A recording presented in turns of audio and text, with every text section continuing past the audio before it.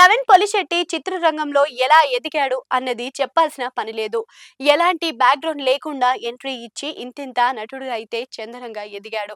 Character ఆర్టిస్ట్‌గా పరిచయమై హీరోగా promote అయిన మరో ప్రతిభావంతుడు. నేరుగా బాలీవుడ్‌నే టార్గెట్ చేసి అక్కడ స్థిరపడలేకున్నాడు. అక్కడ ఎన్నో ప్రయత్నాలు చేసి చివరికి సొంత పరిశ్రమ టాలీవుడ్‌కి చేరుకున్నాడు. ఇక్కడ అవకాశాల కోసం కాలు అరిగేలా తిరిగాడు. కానీ కష్టే ఫలి అని నమ్మి పని చేశాడు. దీంతో లైఫ్ ఈజ్ బ్యూటిఫుల్‌లో క్యారెక్టర్ ఆర్టిస్ట్‌గా పరిచయం అయ్యాడు. అక్కడ నుంచి నవీన్ హీరోగా ఎదిగిన సన్నివేశాలు తెలిసిందే.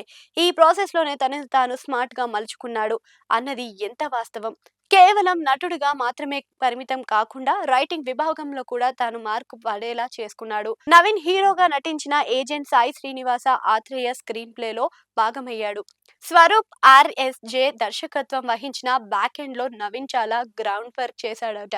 4 కోట్ల బడ్జెట్ లో నిర్మించిన ఈ సినిమా బాక్సాఫీస్ వద్ద 20 కోట్ల వసూళ్లను సాధించింది. ఆ తర్వాత నటించిన జాతిరత్నాల్లో మంచి విజయాన్ని అందుకున్నాడు. అనుదీప్ దర్శకత్వం వహించిన రైటింగ్ లో తన హస్తం కూడా ఉందని నవీన్ తాజా ప్రకటనతో అర్థమవుతుంది.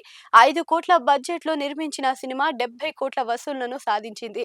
ఆ తర్వాత నటించిన మిస్ శెట్టి, మిస్టర్ పొలిశెట్టితోనూ యావరేజ్ హిట్ ను అందుకున్నాడు. ఈ సినిమాలో అనుష్క పక్కన నటించే అరుదైన అవకాశం దక్కింది.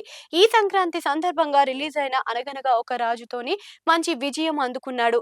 మనశంకర వరప్రసాద్ గారు తర్వాత ఈ సినిమాకు మంచి టాక్ వస్తుంది. ఈ సినిమా స్టోరీ విభాగంలోని నవీన్ కీలక పాత్ర పోషించాడు.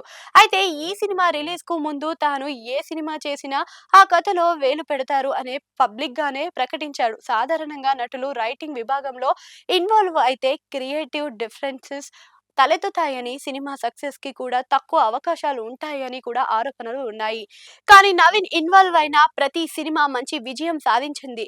ఇంతవరకు ఏ సినిమా వైఫల్యం చెందించలేదు. రిలీజ్ లో ఆలస్యమైన పక్కా కాన్ఫిడెన్స్ తో సబ్జెక్ట్ తోనే నవీన్ అండ్ కో బరిలోకి దిగి హిట్ కొడుతుంది.